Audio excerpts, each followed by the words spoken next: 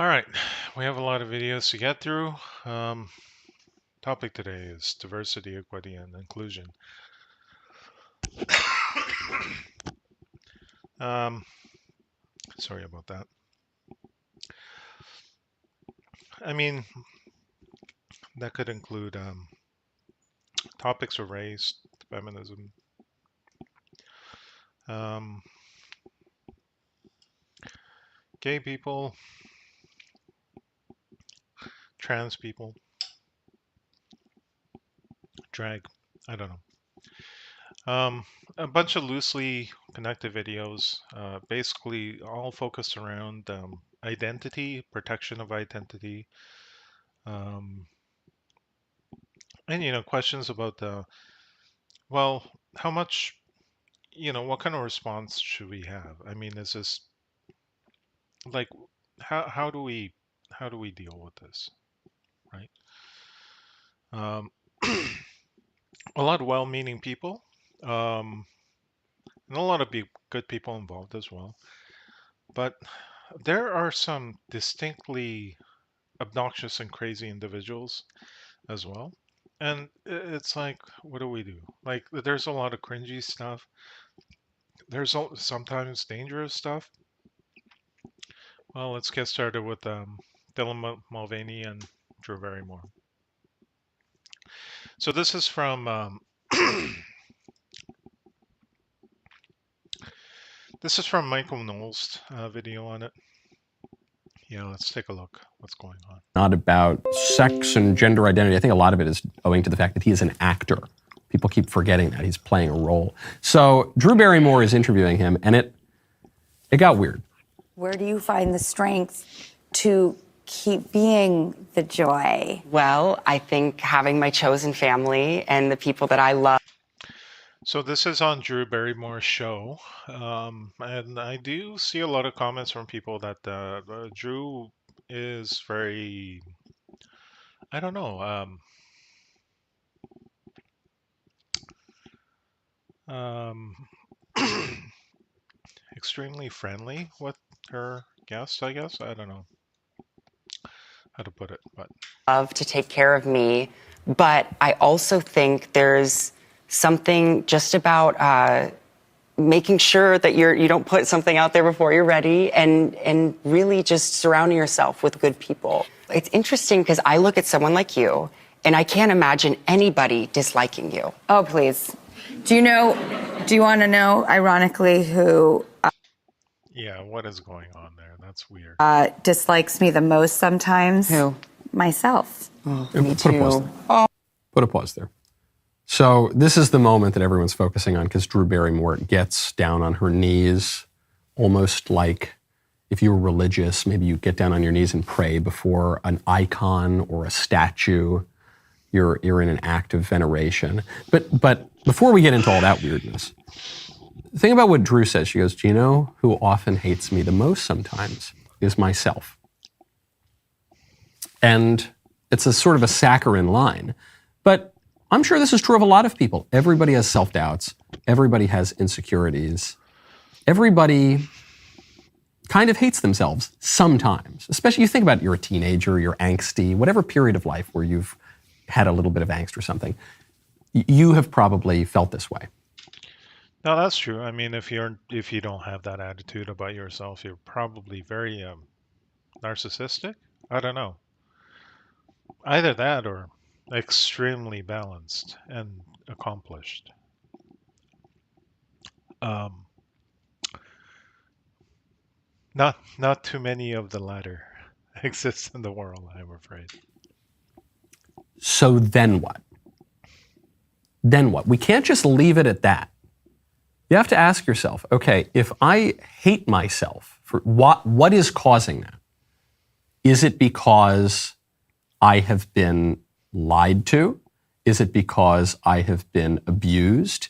Is it because I am being treated unjustly? Well, if that's the case, then the way to fix it is to extricate yourself from that bad situation or from that bad relationship. Temperatures are down and home heating.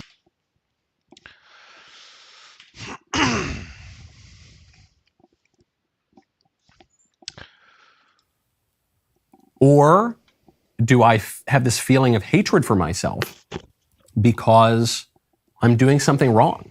And so it's not that I'm hating myself, I just hate the wrong thing that I am doing. In the same way that you would say about someone else, love the sinner, hate the sin. You don't like the things, the bad things that people are doing, and so you want to stop. Yeah, so if you know that you're not doing something wrong and it's just other people putting you down, I mean, it's still kind of, it sucks, but it's not the same. If you know that you've done something wrong, that kind of cuts deep. That's the stuff that keeps you awake at night. People from doing those bad things. Well, that same rule can apply to yourself. Which is it? The people want to just jump to, no, you got to love yourself. You got to affirm yourself, baby. You do it. You're a goddess. You're the greatest. You're the queen. Slay. Yeah. No, the first thing, if you have a feeling of self-hatred, the first thing you have to ask yourself is this feeling just? Am I reacting against something that I really should hate? Maybe not myself, but something that I am doing. If so, fix the thing that you're doing. If it's because of a distorted perception of yourself because of external circumstances, get yourself out of those circumstances. If it's because of a distorted view of the whole world, well, fix your view of the world. There is something to note there. There is some responsibility to be said about leaving yourself in a situation that negatively affects you, even if you don't deserve it. There is a failing associated with that. You should remove yourself from that situation if you can. If you can't, I mean, you can't. A child being abused usually don't have very many options to extricate them. I can't say it. Remove themselves from that situation. Extricate. I can envision the word. I just can't seem to say it. All right. But like, if you can get out of the situation, you have the means to do so, and you don't, you bear some responsibility. Not the responsibility of what other people are doing to you, but failing to remove yourself from that situation. It reminds me of that C.S. Lewis quote that I always go back to. If you look for truth, you might find comfort in the end. If you look for comfort, you'll find neither truth nor comfort, only soft soap and wishful thinking to begin, and in the end, despair. That feeling is not going to go away, and it's so central to the transgender argument. Say, I feel uncomfortable with myself, I hate myself, I don't like the way I am, and so the way that I'm going to fix this is I'm going to chop up my body. And that's going to fix my feelings of anxiety and stress and suicidality. Except it doesn't. It doesn't. This is why Paul McHugh, who pioneered the transgender transition surgery at Johns Hopkins, he opened the gender identity clinic, this is why he shut it down. Yeah, there's a disconnect there's a lot of disconnects. So if you have an uncomfortable feeling, there's a disconnect between having that feeling and identifying the source of that feeling. And that can be a rational feeling, like you just simply don't have the capacity to figure out what is causing it. There's another disconnect. Okay, accepting that having that feeling is a problem. What is a solution? First of all, is having that feeling a problem in itself? Or is there some other problem? Or is having that feeling part of a solution? Sometimes having that feeling is part of a solution. If I'm ashamed of being like morbidly obese, for example, maybe having that feeling is part of the solution because maybe it'll drive me to become healthier, right? So there's a lot of possible disconnects. And the most troubling thing is the call to simply accept the affirmative care philosophy to identity issues is that it artificially just ignores all those possible disconnects and just immediately jumps from problem to solution to action without stopping to think, what, is it a problem? Is it part of the solution? If that's a problem, what is a solution? Is because it didn't really improve outcomes. People were essentially the same in the long run as they were before the surgery. It's not that they were much worse off. It's not that there were huge rates of regret. It just didn't really help anything, so he shut it down. Because the source of those problems is from a conflict between one's delusions and reality, or one's vice and reality, or ways that we are not living in accord with right reason. You're not going to fix that by just brushing it over. That's the soft soap, and that's not going to lead you. The truth will set you free. The soft soap and the wishful thinking will ultimately just lead you to a kind of despair. Right now, go to expressvpn.com/Michael Knowles Show. Let me ask you something. When you use the... Okay. Yeah, anyway, as far as the Drew Barrymore and Dylan Mulvaney stuff, Drew Barrymore kneeling on the stage like that, it is a little bit cringy, but I don't find anything like all too wrong with it.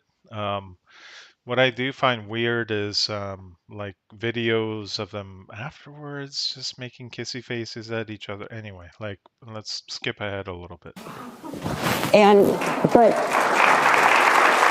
I guess, you've asked me now,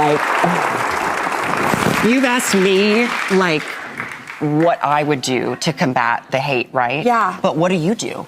Okay, that's a great question. Now, You've been doing it a little longer than I have. I love that line. You're a lot older than me, Drew Barrymore, you crazy old hag. All right, now tell me what you think. No, that's not a nice thing to say to a lady, Dylan. And then they're both sitting down there, and it becomes very silly when they're both sitting down because he is much larger than she is, because he's obviously a man and she's obviously a woman. Well, okay, but the size difference isn't necessarily because, statistically it likely is, but not to that extent, maybe? I don't know. I think the size difference is just kind of a distraction. And the whole thing is so performative. It's something that normal people recoil from in this self-love, therapeutic culture. Let's just talk it out. Let's just talk about our feelings, and we're going to do trust falls, and we're just going to start to love ourselves. What's cringy about that situation is the artificiality of it. It's as if they were like best friends for life, and they're like sitting down on the floor and having a teenage moment or something. Like, this is not, those two are grown adults. They're supposed to act more mature than that, and not role play being a child. You know what I mean? You have to love yourself. You should love yourself to a healthy degree. If you love yourself too much in an unhealthy way, that's called narcissism. If you don't love yourself sufficiently, then you're not going to be able to love your neighbor. You're not going to be able to love really at all. When Christ says in the Gospels, love your neighbor as you love yourself, well, if you hate yourself, then you're going to hate your neighbor too, and society's not going to be very nice. Look, okay, I see where you're going with this, but I really don't. Like, if you hate yourself, there's good reason to hate yourself, then you should hate yourself. Like, this whole thing about, like, well, if you hate yourself, you can't love your neighbor, and you can't carry out the duty of loving your neighbor. No, no, we're not gonna. Okay, that might be something that makes it hard, but so what? If you hate yourself and there's good reason to hate yourself, then what are you gonna do? Not hate yourself? As if there wasn't a good reason to hate yourself? It's a little too utilitarian for me. So it is proper to love yourself in an appropriate way. So what is that appropriate way? Where is that going to come from? Why would you love yourself? If you feel that you sin and you fall and you're broken, as we all are, then why would you love yourself? Because you are made in the image and likeness of God. Because you... No, I don't buy that either. Maybe it's because I'm an atheist, but No, you don't get to borrow virtue by being in the likeness of God or whatever. Look, even if there are reasons to hate yourself, the reason to not hate yourself is to the extent that you're acting to correct that, right? Even if you even if you've lied and hurt a lot of people, if you remind yourself of that and you're doing everything you can day by day to tell the truth and help people because of that fact, you can take some comfort in the fact that you're doing that, even though you can hate yourself for having done wrong in the past. Um,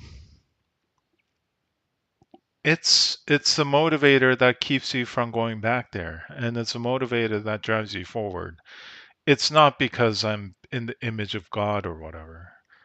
You are higher than the other animals because you possess a rational will, because you have will and intellect, because you can perceive objective reality.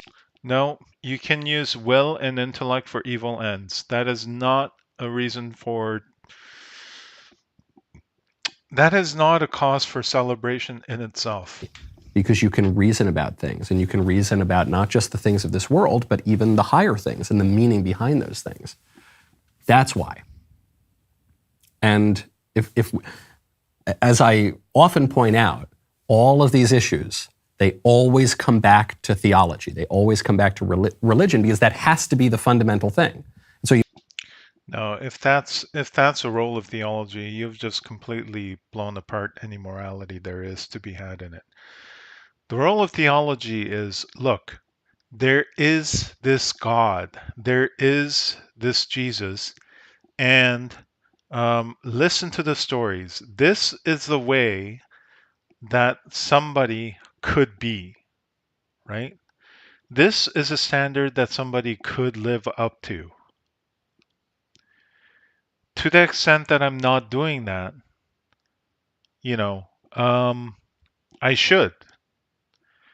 And you can take an inspiration from an example and you can strive to be better. But what you don't do is steal virtue by simply recognizing that you're in the grace of God or something. No, that doesn't work. That doesn't work. It doesn't make you feel any better. If it makes you feel any better, it's an illusion because you haven't earned it.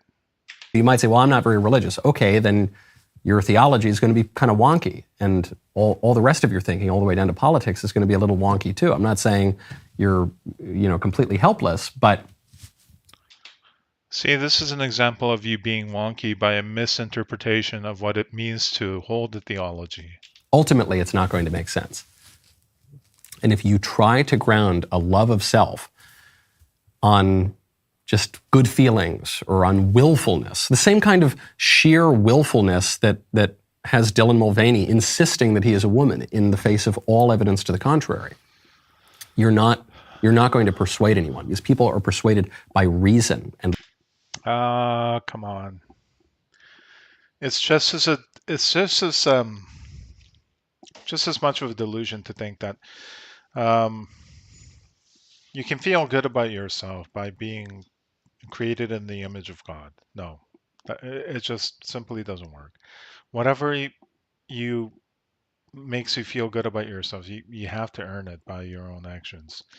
Now, it is true that by being in the image of God, you have the capacity to understand what is good, what is evil, all that stuff. But that in itself is neutral, because we know a lot of people who know right from wrong and then still do wrong. logic and truth, they're not persuaded by will. They might submit, they might cower in fear, they might pretend to believe if you insist with sufficient force of will, but you're not really going to persuade everybody. The thing that persuades people is reason and logic and truth. The rest of the show. All right, enough of that. Let's take a look at the next video. So a bunch of sort of loosely related videos today. This one is about Gays Against Groomers. This is in Canada. Rebel News, some discussion about what is going on that front. I've said it before, I'll say it again. Thank God for Gays Against Groomers, because they help prove that when you have concerns about the sexual indoctrination about kids, it does not mean you're a bigot. And today I have a sit down interview with Canada's new chapter leader of Gays Against Groomers. And he's also going to let you know about one of his first missions as chapter leader, which exposes that the Canadian government sponsored a all ages drag event in a gay bar. Drea Humphrey here with Rebel News and Croy Jenkins. We've interviewed you before after that insane, explosive. Insane it was. Oh my gosh, you guys have to watch it at keepkidsspacessafe.com. It was a story time, drag queen story time that went insane. It was violence there. So thanks for being back at Rebel News. My pleasure. And something has changed since last we met. I was flying the Gays Against Groomers flag unofficially, but it's my pleasure to inform you that I am now officially with Gays Against Groomers. I am a chapter leader of Canada's Gays Against Groomers. That is awesome. So for the people who are watching that don't know, tell us what Gays Against Groomers is. Well, Gays Against Groomers operates under Yeah, I knew about the American group. I didn't know there was a significant Canadian chapter. So that's cool. All right, let's see what they're about. 3 primary categories. We are against the sexual indoctrination of children, we are against the chemical castration of children, and we are against the medical mutilation of children. Yeah, so that would be exposure, like what we're seeing here on the screen, to sexual ideas, imagery, and all that stuff. Way too young. That's way too young. Come on. Like you wouldn't put up with that if that was a straight person. Um, and also chemical castration, like he's referring to hormone treatments, hormone therapy, because a lot of the effects of that is not reversible. You can't mess with the body's chemistry and think you can just turn the clock back. There are irreversible changes. And also medical mutilation being, yeah, so gender reassignment surgeries and that kind of thing. Those are definitely brutal. Yeah, not good. Um, yeah, I've witnessed enough surgeries to know that they're like a last resort. It's not something that you would willingly put yourself through if you have a healthy body. Um, and it troubles me that a lot of people are willing to do that to healthy bodies, especially if they're underage, um, because of I don't know, mental reasons that they can possibly address in other ways. Now, a lot of that pertains to what we perceive as the trans movement right now, and the agenda to push these ideas onto children in our education system. It is becoming more and more prevalent that the government wants this to be a case. And I think it has to do with if the pharmaceutical industry can transition your children, it creates customers for life. And so I think that is a big problem that we're seeing. But the remedy of all of this is people like myself, people with Gays Against Groomers, who are willing to stand up to defend the rights of children. So that's not exactly a cause of the problem, but yeah, there's a lot of financial driving force with aligned interests in that. Uh, who aren't afraid of the progressive backlash. And there will be backlash, as we've seen in the previous video with Antifa coming after us, or sorry, alleged Antifa coming after us. So I don't know why there are little kids carrying pride flags or whatever like that. Because look, what are you gonna do? Like explain all their sexual. Okay, there's numerous levels to this, right? What are you gonna do? Like explain sexual orientation? Like, are you gonna explain queerness, gayness, lesbian, and um, I don't know, bisexual? Like what? And basically, like, there's more and more inclusivity being driven into these groups, right? We're adding more people into the awareness and into the group explicitly. So, I mean, things are just getting added all the time. Like most recently, maybe Two Spirit, which is a very recent, artificially constructed concept. Um, Very strange. And you're gonna try to explain all that to kids when they're not even ready for sexuality? It's not a discussion for kids. It's weird. Us, that we need to be fearless.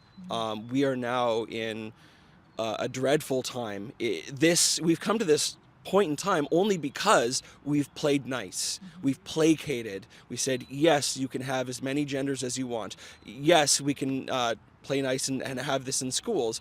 And we have to stop playing nice because now it is costing the innocence and potential lives of children. Everybody thinks if we transition children, it will be okay. But what happens if So a lot of people like to pretend that it's just like, especially the drag queen story hour thing. A lot of people like to pretend that it's just people who like to be in drag just reading to kids. But if you visit the sites of these groups, part of their stated mission is for them to, part of their function is to discuss with kids about what, what they're about in terms of drag, about concepts of sexual identity, gender identity, um, queerness, all that stuff. Part of it is to educate kids about those concepts, but the thing is, the kids are too young to tackle those subjects. Um, Kids are impressionable. They might not even be having those kinds of thoughts or feelings, but if if you hold it up as something that they could be praised about, um, they could be easily influenced into sort of exploring that, not because that's what they're genuinely feeling like, but just because they think it's like a positive thing that they should be doing. You got to watch out for that. they grow up and they're like, oh, maybe it wasn't right for me. We can't undo that. Back in my day, we had the goth movement, and people would do up their hair and put on makeup. But at the end of the day, the makeup washes out, and gender hormone replacement doesn't. Yeah, how many of the people who were goth in high school are still walking around as goth adults today? Some of it's not very reversible. I mean, facial tattoos, that can be tricky to remove. Not many. What do you make of the people who see people like yourself starting to stand up and say enough is enough here, and they're calling that hate? People like Minister of Post-Secondary Education, MLA Selena Robinson, but they're literally saying that it's hateful for you to Look, there are a lot of things that kids can wait for, like a lot of things. I mean, just speak about these things. whether it be car or alcohol or ownership of things, like different things like sexuality. There are a lot of things that smoking, kids should and should be waiting for until they have a more of a capacity to actually capacity and the life experience to figure out for themselves what they're about. It's not something that should be exposed to kids as early as possible, just for the acceptance of um, adults and their identities. It feels like kids are being exploited for their vulnerability so that a segment of the population can achieve their agendas. This way. So, I've had a recent paradigm shift. As I said, it's because we've been too nice. If they want to call me hateful, then I can say this: yes, I hate pedophiles. I'm going to draw a line in the sand, and hopefully we can all stand there. Now, I previously stated that drag queen story hour to pedophilia, it's a slow progression, right? Okay, so there's a distinction to be had here. So I don't know what to call it, but okay, pedophilia straightforwardly is sexual attraction to children, minor attracted persons, as they would say these days. But what would you call it if you have no sexual interest in the kids, but you have an interest in kids having sexual interests with each other and in non-gender conforming ways to fulfill your aims um, politically and culturally. I don't know what to call that. It feels like it's sexual exploitation of kids. Almost like like if there was a pimp that was pimping out kids, but was disgusted by the idea of having sex with them themselves, or maybe even not disgust, but neutral about it, like just not interested, but they're doing it for their benefit, whether monetarily or otherwise, whether in terms of social acceptance. I don't know, like what would you call that other than just sheer exploitation? But it seems like there should be a different term for that. I'm going to one extreme, and we started at drag queen story hour. However, the line has since shifted because 2 weeks after you and I spoke, a friend of mine reached out to me and said that there was an all ages drag show happening at the Junction. So I infiltrated them, and I say infiltrated because I wore a mask. Nobody else wore a mask, mind you. It was just my friend, myself, and a friend who was brave enough to accompany me. We went in, and they pulled us aside. I just had another thought. To the extent that you're breaking boundaries that are protecting kids sexually, even if you have no interest in having sex with kids, I know um, a lot of individuals that sort of gravitate to this kind of movement also do have sexual attraction to kids. Like statistically, it's disproportionate. But of course, it's not all of them, right? There are a lot of people that are into drag, a lot of people that are into the whole queer community who do not have a sexual interest in children, but they are busy breaking down boundaries because that's what they are about, philosophically and culturally. Um, Without focusing or without, failing to recognize that it can have really detrimental effect as in creating vulnerabilities in kids. So, to the extent like I don't think there's any excuse. People should be aware that there is something to be protected there, and to the extent that they're actively undermining that or not protecting them or failing to protect them or turning a blind eye to it, I think there is some moral culpability there. And said, "Are you a protester?" And I said, "I don't know what you're talking about." Plausible deniability. I was able to get inside, and there's 4 people watching me, so I couldn't really get the first bit of it. However, I still have audio recording of them, and we'll get to that in a moment of what they said. But the parts I did capture Yeah, those are pretty young looking kids in the crowd. was that there's children inside a gay bar with tons of alcohol, hard alcohol, being distributed.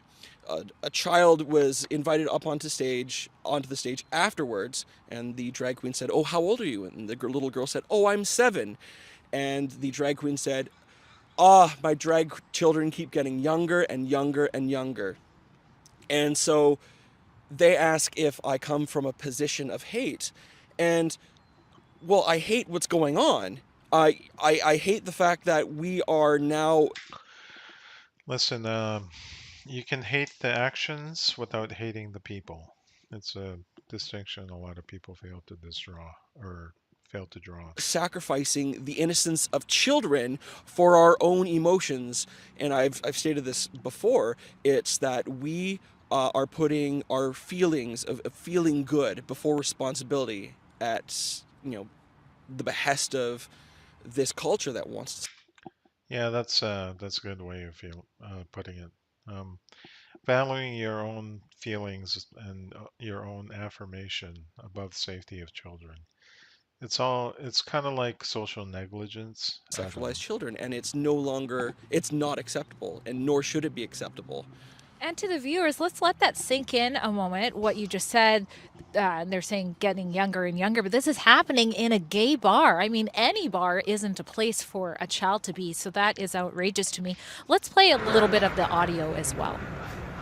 And that is why this year the Day of Pink is celebrating your courage and bringing it across the country.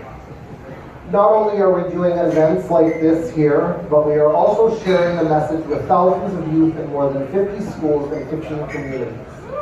We are sharing Courage to do what? Queer and trans culture, community, and history. Look, how are you going to explain that? Like, okay, let's substitute that. Let's say not queer and trans culture community, but let's say BDSM community.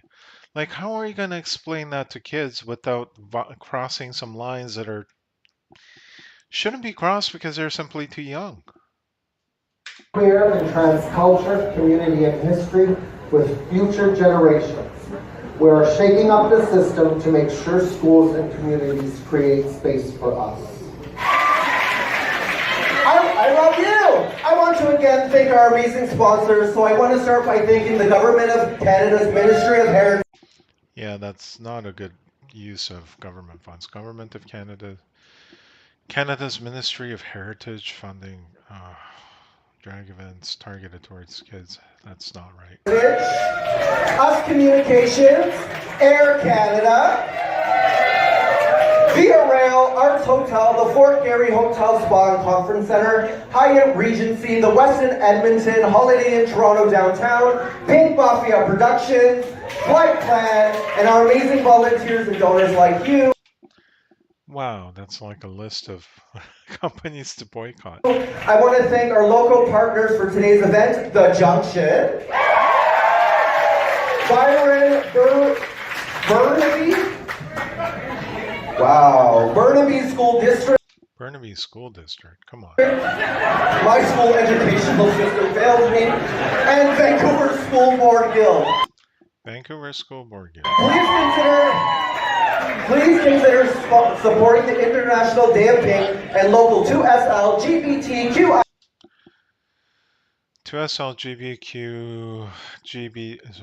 2SLGBTQIA plus. So, two-spirit, lesbian, gay, bisexual, trans, queer. What's IA? A is asexual? I don't know about I. What's a plus? Plus is everybody else. IA plus organizations, and we can't wait to see you in pink on April 12th, 2023. Thank you so much, everybody. Is I intersex? All right, so when you hear that, it's clear this is going to be going far and wide. It already has. What's your thoughts on all that? It's fairly disturbing to hear that they have created a campaign, the Courage campaign, to go across Canada, where they're going into schools and talking about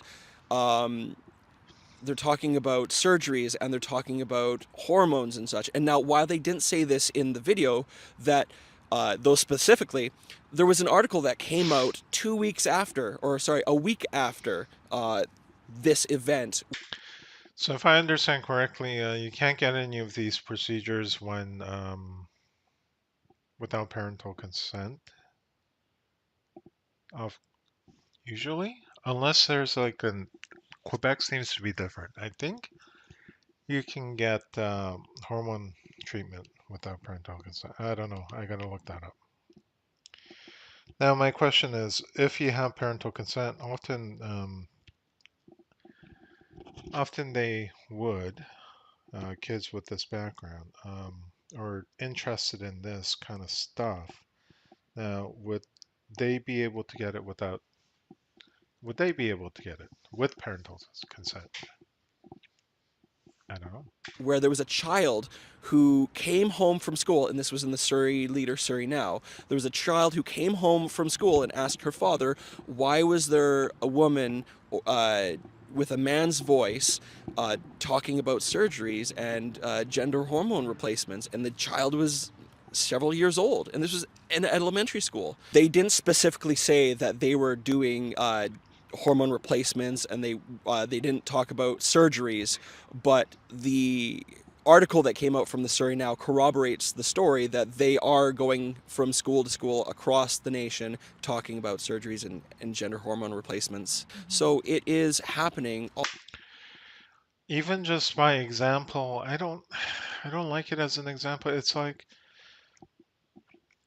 men dressing up as women and holding that up as a positive thing. I think kids go through enough of confusion in their childhood that they don't need to see these odd role models that actually go against their evolutionary biology, right? There's so much that culture can override biology to the detriment. Like, for example, think of all the social organization. Um, think of drug culture, for example, right? I don't know. All across our elementary schools to our children, and nobody's the wiser. Our children need to be protected, and parents need to become aware of what's happening in their education centers.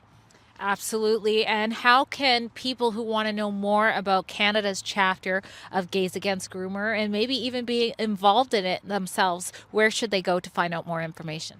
Well, luckily, we are set up in Canada under Gays Against Groomers Canada at gmail.com.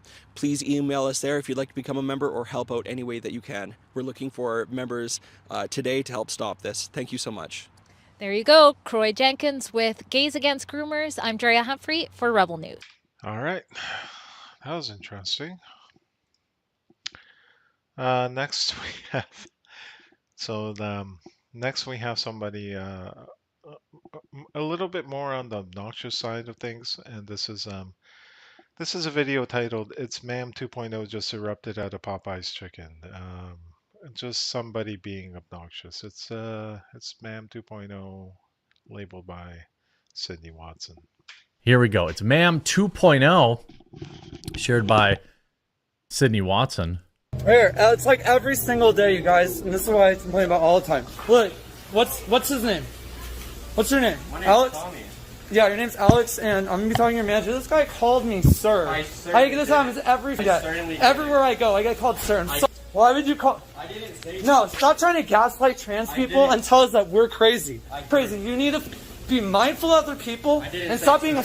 I mean, I apologize for the language, but I don't understand what it is about, people who, think, hey, this is going to be something I'm going to record and I'm going to post it. And I think that this is going to go well for me. No, it's really weird, right? Okay, so you have a different gender identity than your sexual biology. Okay, so you were born a guy and you identify as a woman. Now, you are not like you can't just say that, okay, you can say that I'm a woman because I identify as one. Now, identify is, to all intents and purposes, basically in my internal mind, I role play as being a woman so completely that basically for me, internally, mentally, I am a woman. Now, you have to still, in your rational mind, you have to still recognize that other places are not there automatically. it is something that you have to ask of them, especially if the visual cues of your appearance still has a lot of maleness left over because you couldn't do enough makeup or reverse enough biological features that are typically male associated, that you can't convincingly present yourself as a woman that you would like to identify as. So it is something that you have to ask of other people. Now, they don't have, they're under no, they're not under any obligation to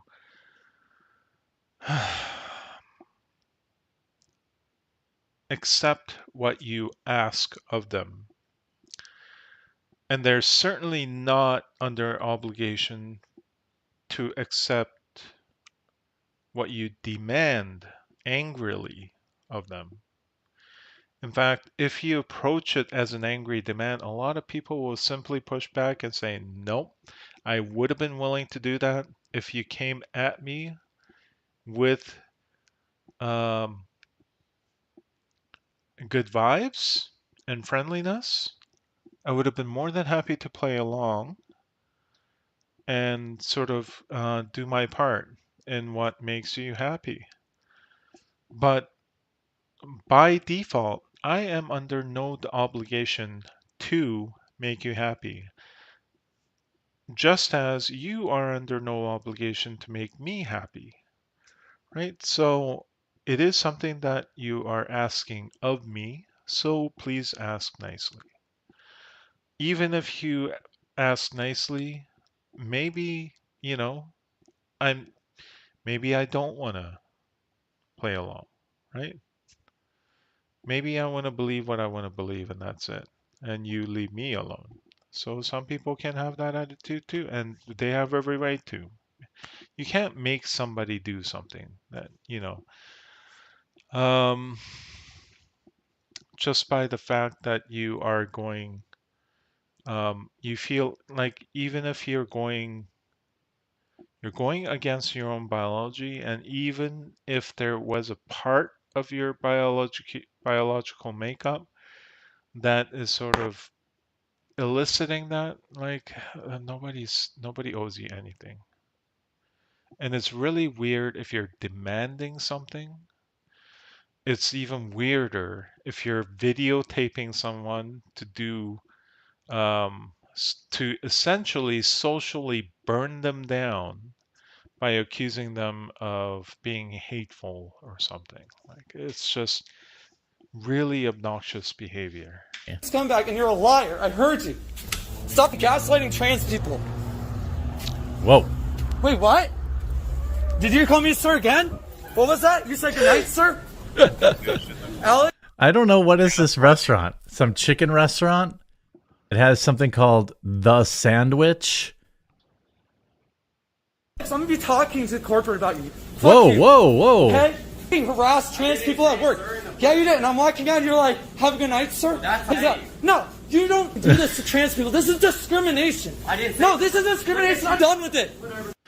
Again, apologize for the language, but I don't want this to, be quoted, out of quote. But again, I promise a redemption arc.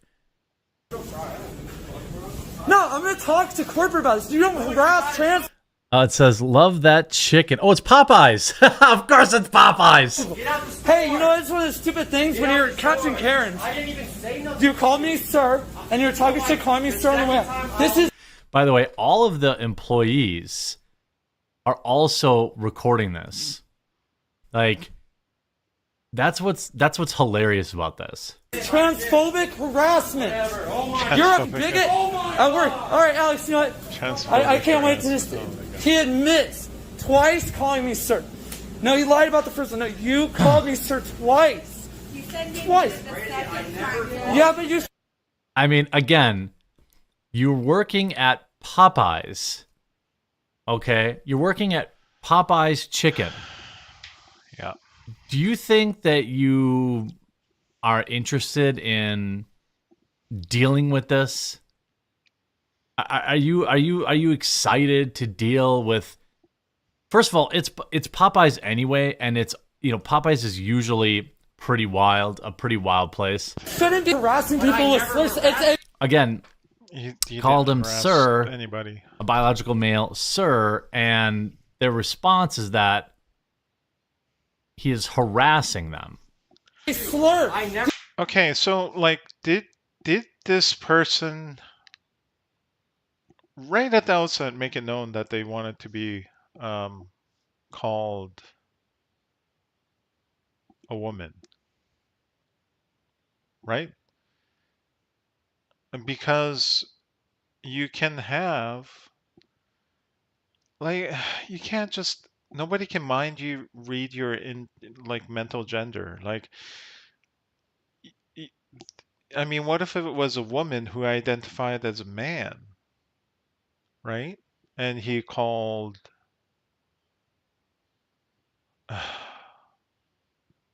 that person ma'am or something.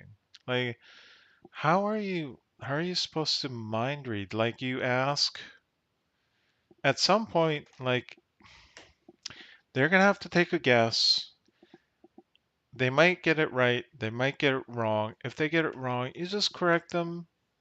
Like, you ask nicely, and maybe they'll more than likely indulge you.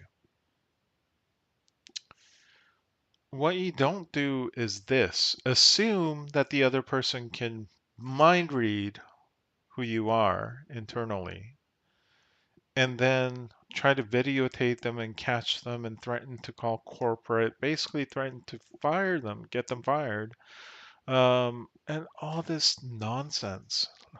Do you not understand? It's like if you call the person a color. Calling someone the N-word. Sir, you did on the way out. I don't care. But I have the right to be pissed about it. Said, I'll lock the door. You fucking. By the way, this is also clearly very late at night. They're simply just trying to probably clean up and get out for the day. Did you liar? And I'm gonna hold you accountable.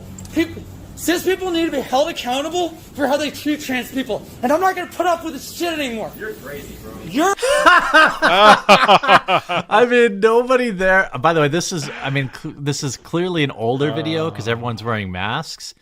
But of course, as always, the internet never forgets, and it's resurfacing. But what's funny is, like, I mean, these people, first of all, again, shout out to... That's hilarious. Like, yeah, if you're that obnoxious, nobody's going to play along with your demands. Yeah, they're going to snap back. Also, as a side note, I've seen a lot of videos where guys are referring to girls, or not referring to, but they're saying like blah blah blah blah blah, bro. I'm noticing a lot of that too. I don't know what that's about, but I don't know. It's interesting. Fast food workers who generally have to deal with maybe the worst type of abuse and customers and stuff like that anywhere. They just don't. It doesn't work that way. Like they don't have to take your garbage. Like, this is now going on 2.5 minutes. Oh, it's ridiculous. So let's summarize, shall we? There are some individuals in the LGBTQIA community that are really obnoxious and insist on involving kids into the exposure of it as early as possible. There are people that are like basically demanding it angrily, swearing at them, threatening them to get fired on video, like taking videos of them, basically being really obnoxious, right? So it's just, there are, like in any community, there are people who behave really badly, and they're just doing their community a disservice. Unfortunately, these individuals exist. It's of absolute meltdown. Don't call me fucking bro. Stop fucking throwing slurs at me, you fucking piece of shit. Have a good night, sis. No, fuck you. I ain't your Sis. sis. I ain't your fucking bro. You don't even fucking know me. Oh, you want to flash gang signs at me? All right. Yeah, fuck your ass. Oh, you want to talk about sucking dick now?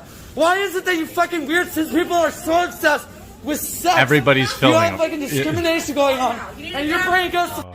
So at no point does, like, this is just a complete and utter meltdown. And, again, I guess I'll have to go back and do a little bit of editing and try to get all those F words out of there because, I don't want you to be subjected to that.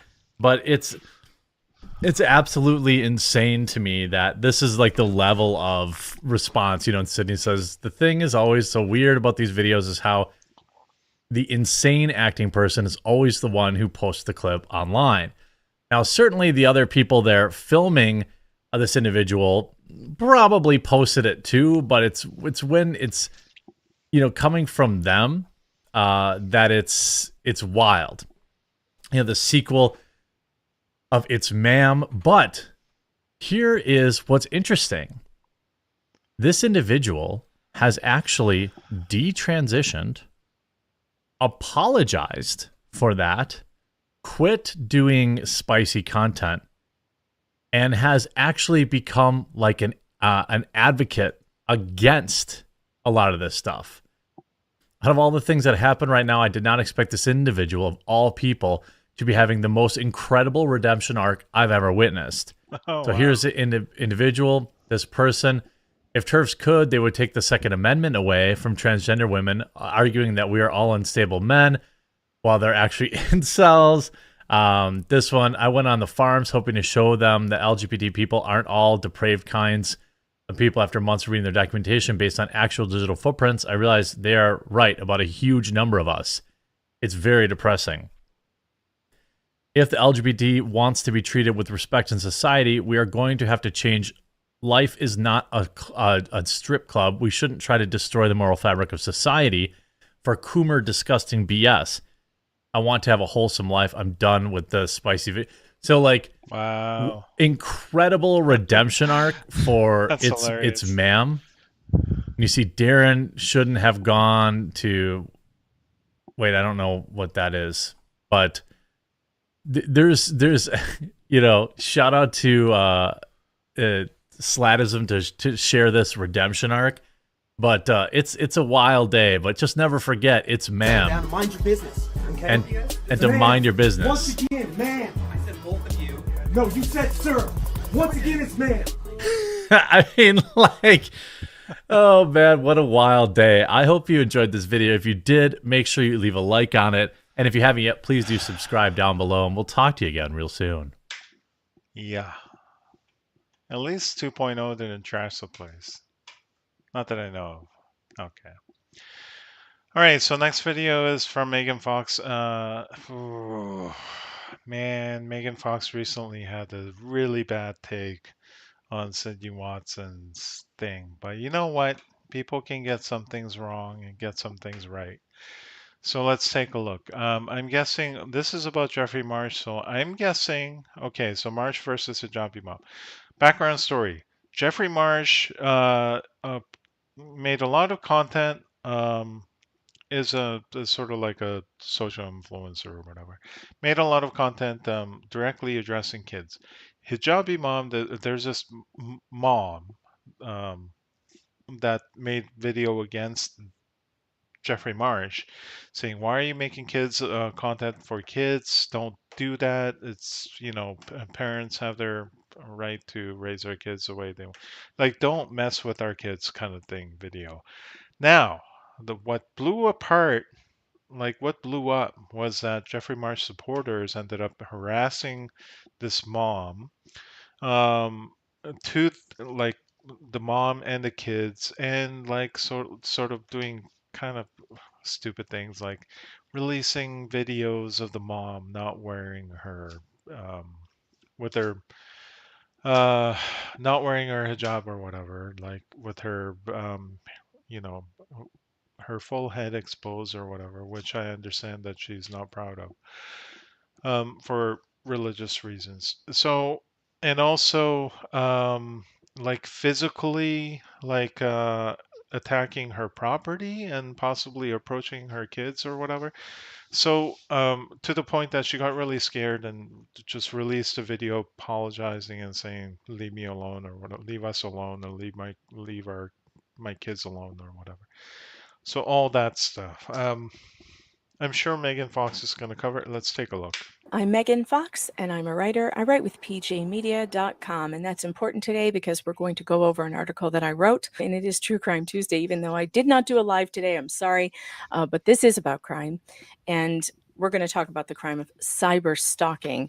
So while I am going to the cyber stalking definition, I want you to go to PJ Media, go to the description. Gang stalkers, if you understand that reference. Hit that link, go click on the article so that you can follow along on Safari or Chrome or whatever browser you're using. Plus, clickety-click, it helps. Let's go to what cyberstalking means in the UK. It is a criminal offense.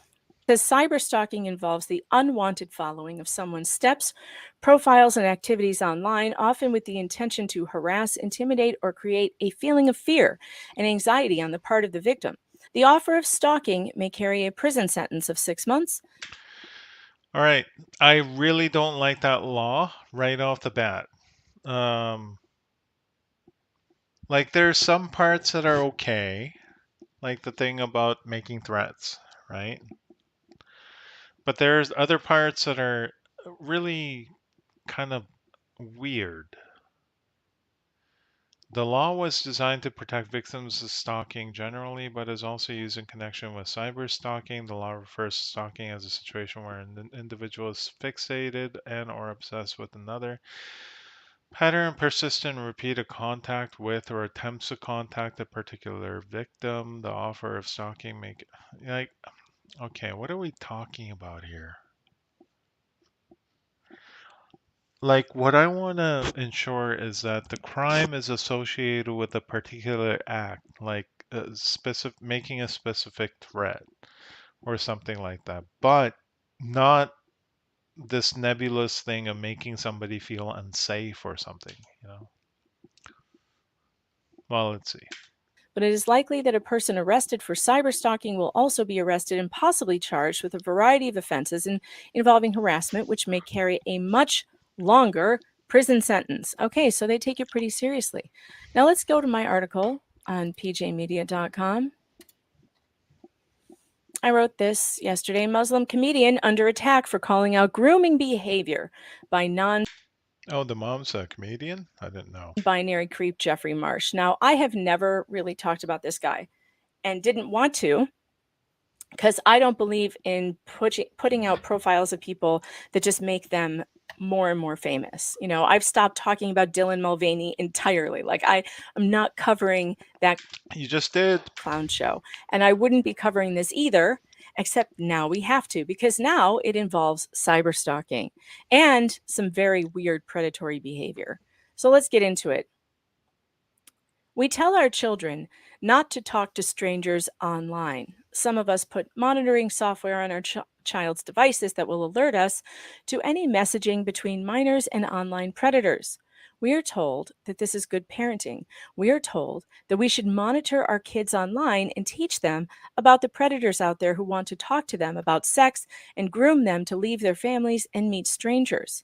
Kids are victims of this type of grooming every day. Everyone remembers To Catch a Predator with Chris Hansen, right? The entire show revolved around an adult pretending to be a child online who gets messages from predators. They arrange to meet, then the predator shows up at the location to find Hansen and his camera crew waiting instead of the child. We all used to understand that minors should never be speaking with adults that they don't know online. But trans insanity swept the nation, and now there are adults out there enticing our children to contact them online if their parents don't understand them.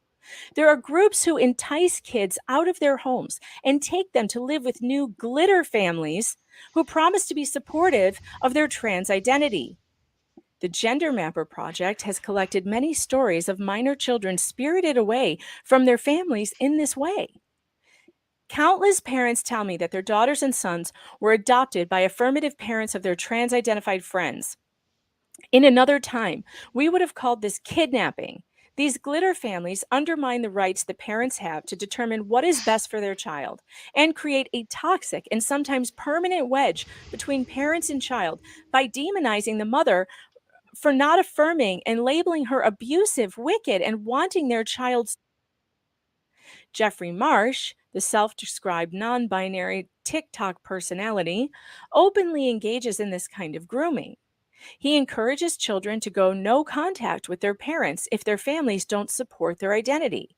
It's not in dispute that he does this regularly. There are many videos of him saying just that. He also makes videos for kids only, or asks parents to stop listening and let the kids have the device. Okay, I can't watch 2 minutes of this. Yeah, that's really weird. If you're accusing a parent of protecting their child's sexual identity, like gender identity, the one that they were born with, if you're saying that that's a problem and that kids should remove themselves from the parents, no. No. Because that's not abuse in intent or in act. No. It's enough. Seriously, that's enough. I don't even want to watch any of this person, and it bothers me that we have to do this because, I get the worst feeling when I listen to him talk. It's just like creeping chills up my spine, and I can't listen to it anymore. A Muslim comedian named Shumirun Nessa made several TikTok videos exposing Marsh's behavior. All she did was expose what Marsh himself had put out there and asked why this man is encouraging minors to join a private Patreon group where Marsh said they could talk more freely. Someone posted one of Marsh's private videos on Patreon that he encourages kids to access, and it's about sex with his husband.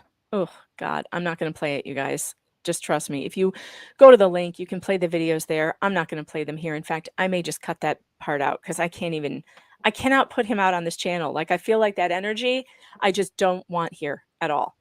Nessa pointed out in her videos that this man appears to be grooming children very openly.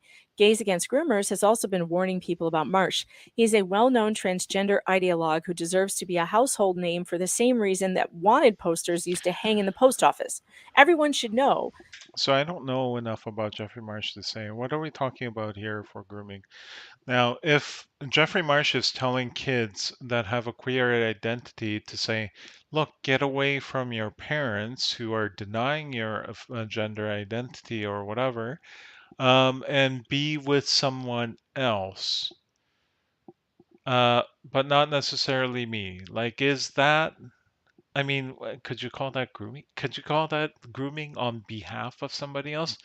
I don't know if you can, because the intent is not the sexual activity with the kids. It's again, that's kind of going back to, okay, well, if you're encouraging kids to be queer with each other, but you're not participating in it yourself, although you are making them much more vulnerable to people who are interested in that kind of thing, then like, what do you call that? We can't just, I guess we can suspiciously call that grooming, but we can't definitively call that grooming. And they'll use that little bit of a disjunct to sort of fire back at you. Well, no, it's not grooming. You're falsely accusing us of pedophilia. And you know, it's like, okay, you would be correct if you said as a follow-up, you know, you guys are falsely accusing us pedophilia, and what we should be accused of is irresponsible stewardship of children for our own interest in pushing gender ideology. You know, like, kids are not ready for it. But anyway, like, I don't even know what to call it. This is a dangerous person, and kids Child endangerment. are not safe around him. No adult should be encouraging minors to contact them online. That's a recipe for disaster. Just because the adult says they support trans kids doesn't make it any less creepy or any less a violation of the parent-child relationship. Marsh ought to be restrained from reaching out to children. Sometime after February 27th, Marsh's Patreon added an 18-plus filter, but there's no actual ID process to gain access. All a minor has to do is click a button that says I am over 18. Marsh may have added the filter because Nessa questioned why he was enticing minors to have private chats with him on Patreon. After Nessa's videos went viral, a wave of trans activists started harassing her online. She says they have doxed her address and sent threatening emails that tell her what schools her daughters attend, and they're right. Yeah, these people, there's like an army of people out there with nothing better to do than try to get you fired or, um, you know, whatever it is, like kicked out of wherever you're,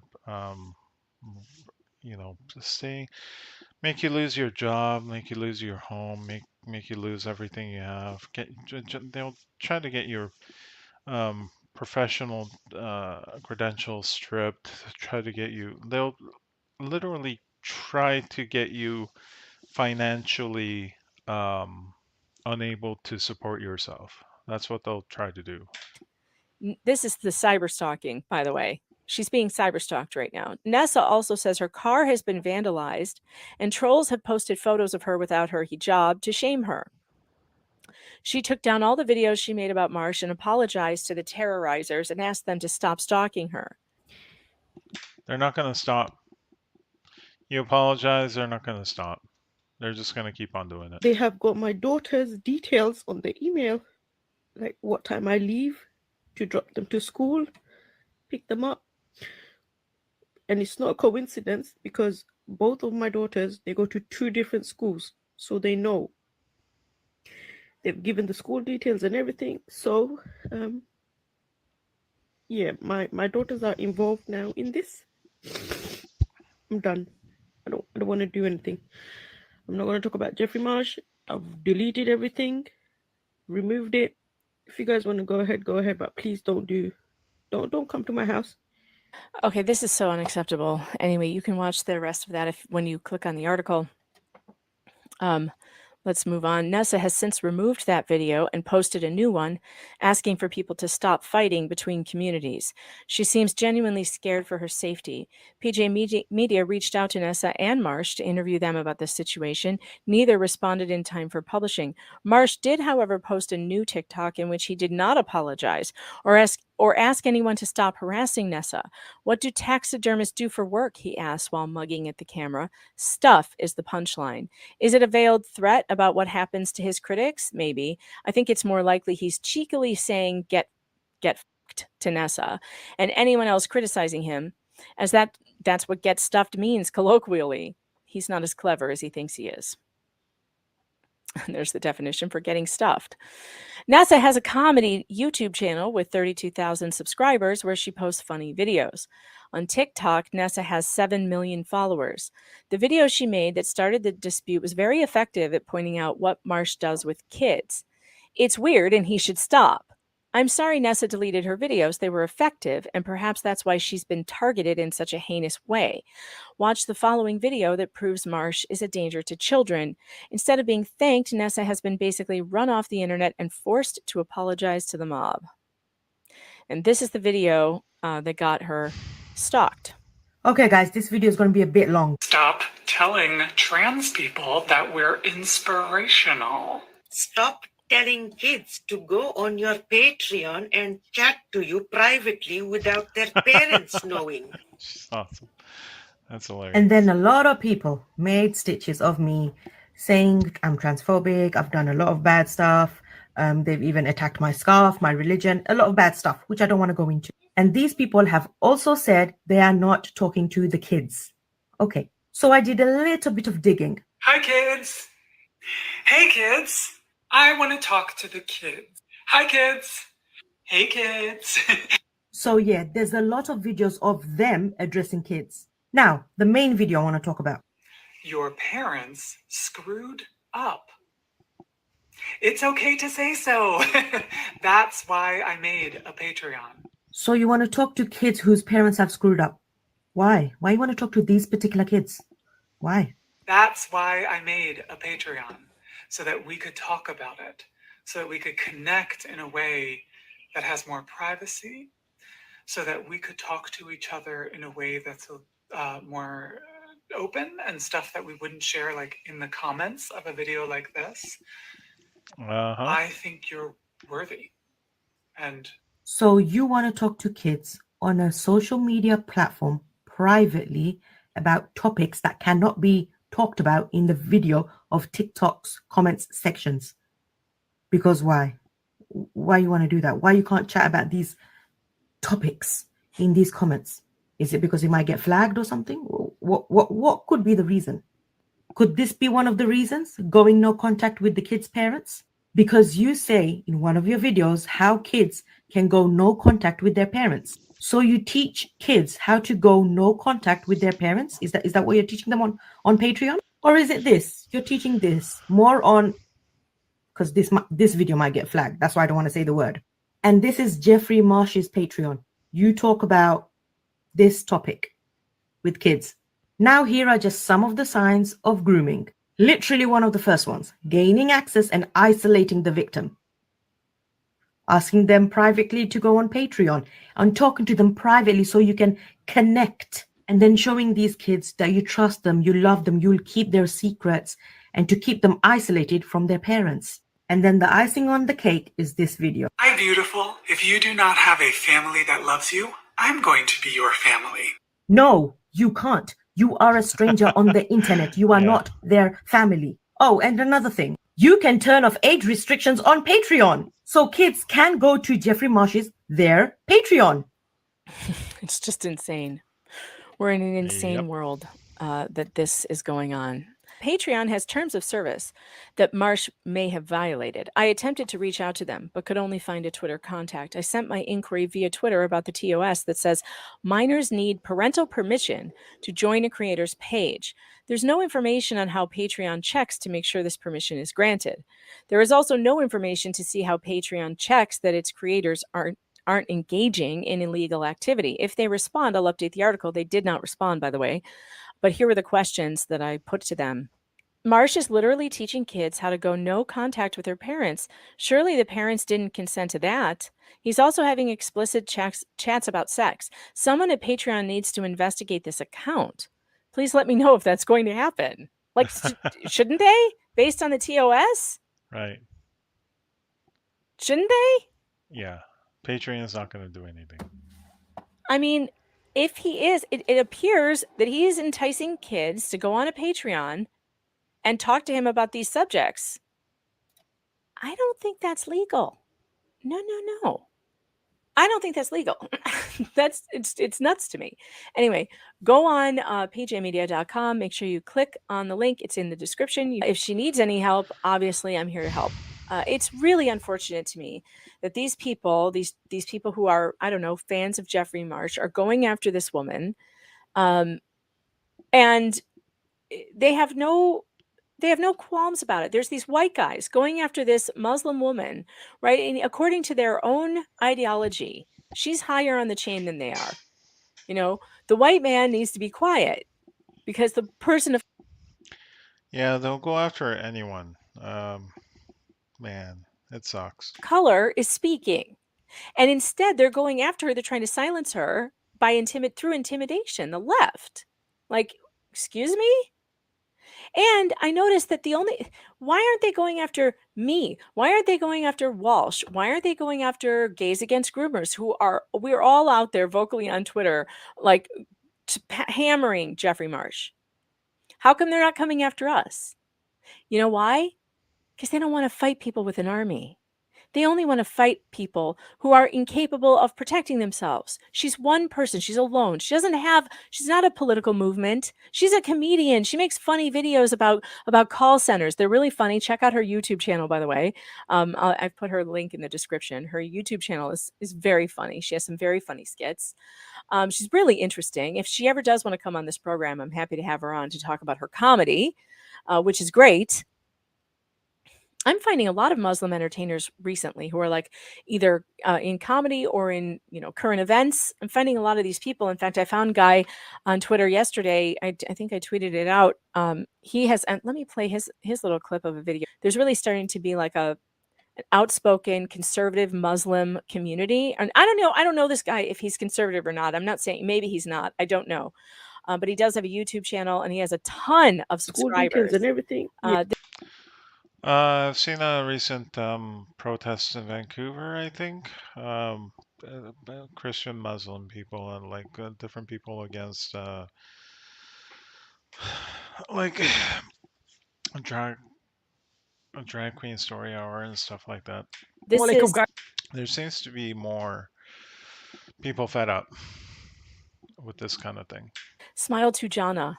He does comedy, conscious current affairs, and he has a YouTube channel. If there's any topic that will rally people around together, regardless of that background, it's undermining the relationship that parents have with their kids in negative ways. And this is just. So you should check him out too. Assalamu alaikum, guys, and welcome to another episode of It's Sunday evening. We've had a tiring week, and I'm sure we're in our gym jams, getting ready to turn in so we can start fresh tomorrow. I was thinking the same thing, but then I saw this video. So I just got an email. So just to give context to this is a Muslim hijabi comedian who's also a TikToker who goes by the name of Shumirun Nessa. She made a couple of videos regarding a creep called Jeffrey March. Hey kids! And he is a creep. Good Lord.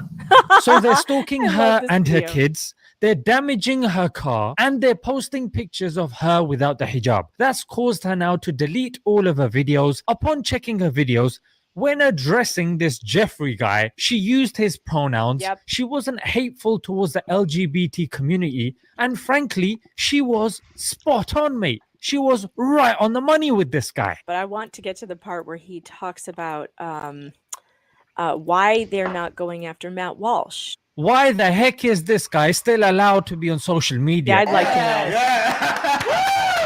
A few other people have made videos against him, and I don't see the same being done to them. So my question is, are you people deliberately picking on someone that you think is weaker? I mean, why aren't you picking on Matt Walsh? Why aren't you picking on other people that have uploaded this sort of stuff? And why are you insulting this woman's religion? I thought you were all inclusive. Yep. And also, where's the free speech brigade? Yeah, where are you guys?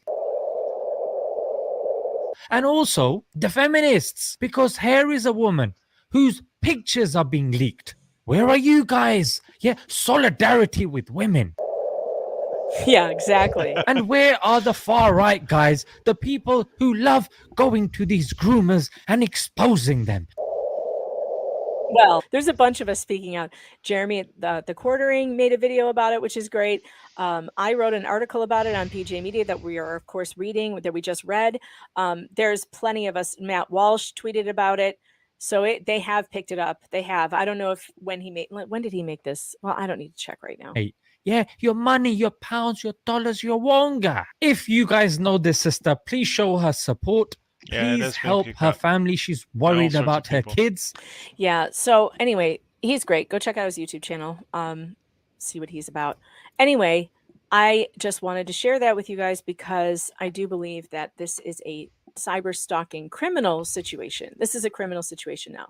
And Jeffrey Marsh has not taken the opportunity to condemn such behavior. He has not. I have asked. Yeah, there's definitely like if they've been vandalizing her car and doing stuff like that, doxing. That is against the law.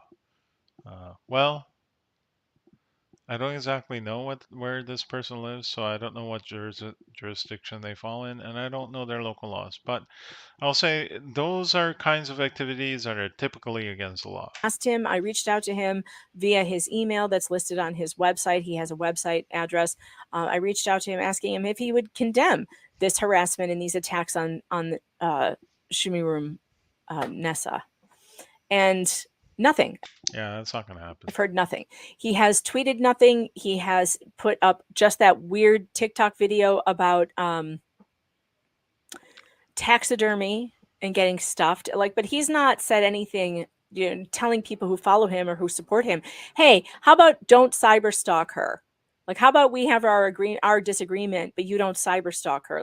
Well, why wouldn't you? I'm telling you, if somebody was doing that was from my audience, or people doing it in my name to defend me, I would be telling you to knock it off.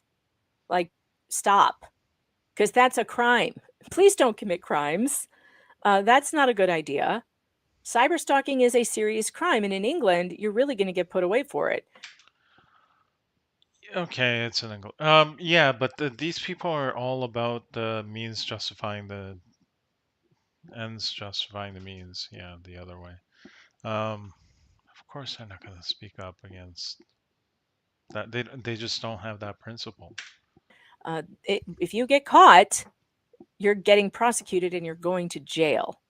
So I hope that does happen. I hope that people And more than that, it's just flat out wrong. So don't do wrong things, okay? who are harassing and cyberstalking this woman are stopped, and I hope that they are caught and jailed. In the meantime, if there's anything you guys know, let me know in the comments. All right, so meganfox.locals.com. Yeah, she has pretty good takes on a lot of things. I think the only exception was her take on the Sydney Watson thing and this whole. Anyway, I'm not going to get into that. But overall, she has very good content. I like her appearances on Nick Rekieta shows. She always has good appearances there. PJ Media has some good articles, usually. Check that out. Okay, so next, so many blood sugar doctors videos don't know about this weird sort of related to this identity. Last night we showed.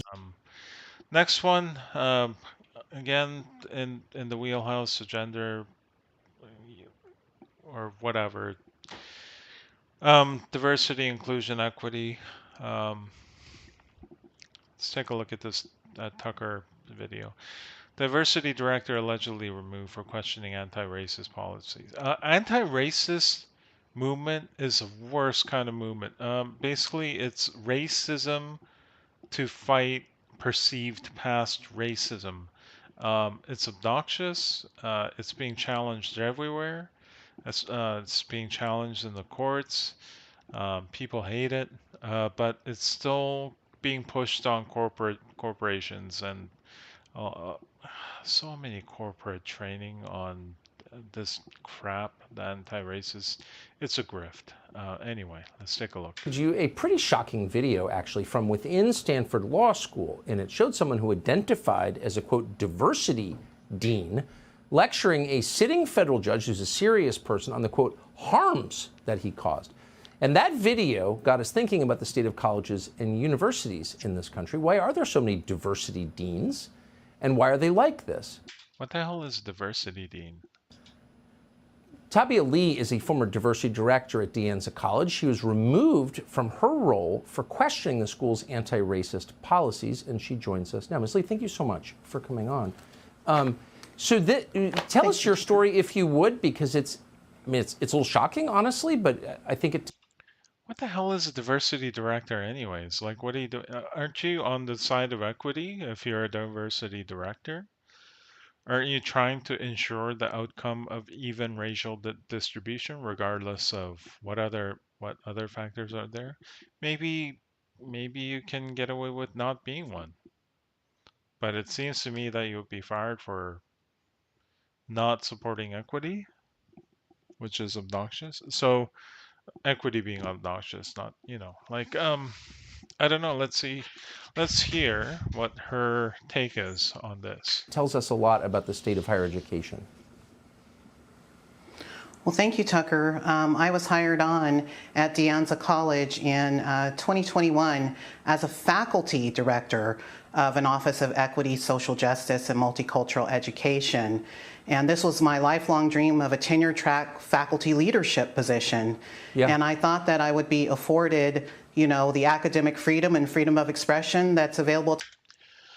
By the way, I'm in principle against tenure tracks. I think it's too protected. To any faculty member. And what I discovered was that as I started to, enact my teaching approach, which I was very transparent about when I was hired on, what I seek to do is bring together people of diverse and divergent perspectives and to identify points of commonality between those so that we can best serve our students. As I began to do that work, there was a severe backlash from some of the extremists on the campus who identify themselves as woke and as aligned with critical social justice ideology. And they attacked me viciously. They subverted my tenure review process to do so. And it saddens me as someone who benefited from California community colleges as foundational to my scholarship and to who I am today, to see the state that we're in and to see the tenure review process misused and abused by individuals. Okay, so in principle, I think diversity can be done right. Like if it's a diversity of ideas, if you bring diversity of um, diversity of meritorious ideas, not just diversity of ideas. If you have a diversity of approaches that are sound to a problem, that's good to have a multifaceted approach to something. But the key is it has to be worth something. It has to be judged to be an excellent approach. If you evaluate all the existing approaches out there and there only seems to be one that pass muster and the rest are crap, then you can't have diversity, unfortunately, until such a time that you have multiple good ideas, right? So diversity alone is not good enough. It has to be like diversity of excellent ideas. For reasons of not wanting to have multiple perspectives and viewpoint diversity and critical thinking, which is part of the mission of California community colleges. I can't think of anything more virtuous than bringing people with different beliefs together to find something that they have in common. I mean, I wonder if it's because she refused to leave out a certain class of people, like let's say, her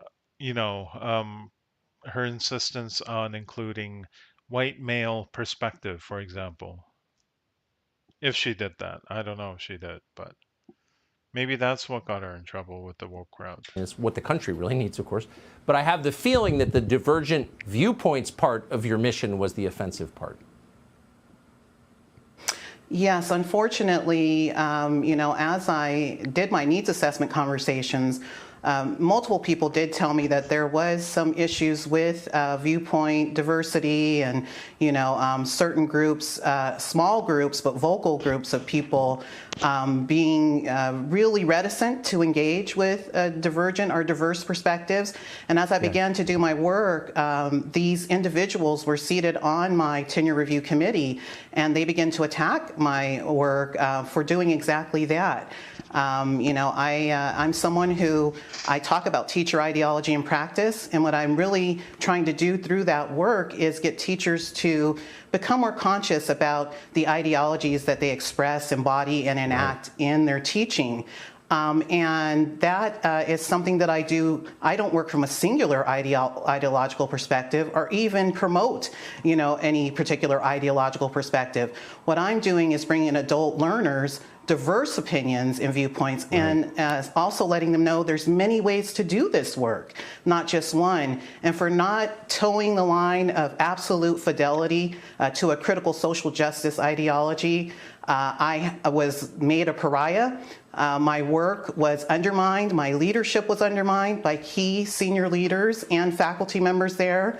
And they literally obstructed me from doing my work, and I was subjected to censorship and profanity in the tenure review process. And it was just something that was really hard to see because, as educators, there's a certain level of professional. I still don't understand what her approach was. Like, she's not saying any specifics. Is it a case of the woke people taking down other woke people because they weren't woke enough? Like, what is the idea that she tried to fight for? Like, diversity of, like, Tucker's playing along too nicely with this. Diversity of approaches is it just doesn't tell you much of anything. Professionalism and civil discourse that we should engage everyone with, whether Yes. they're different from us or not.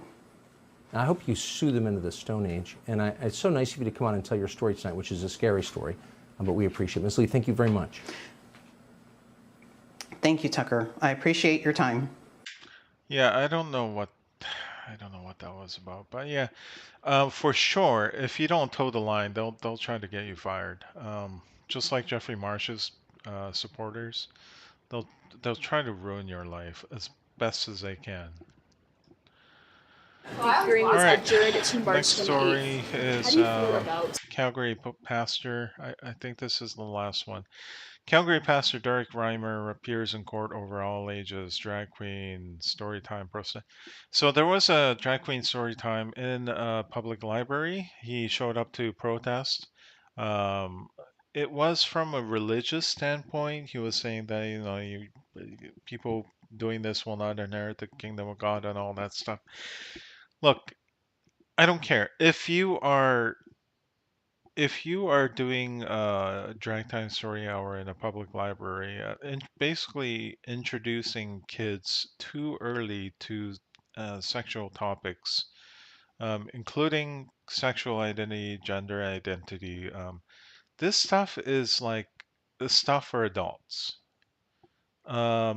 Even if it's simply gender identity stuff, and it has nothing to do with sexuality at all, even that, it's like you can't. Kids are too young to decide what gender they want to be or whatever.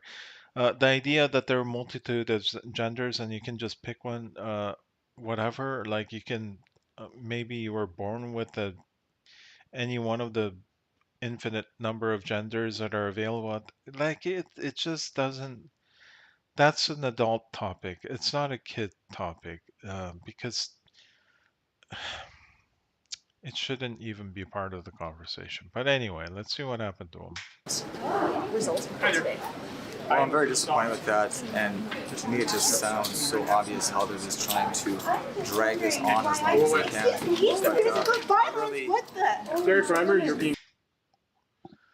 Derek Reimer, you're being issued a trespass notice under trespass where? issued a trespass notice. So I'm disappointed. I'm disappointed. Essentially, is not to contact anyone within the LGBTQS2 plus community, anyone who identifies with that community.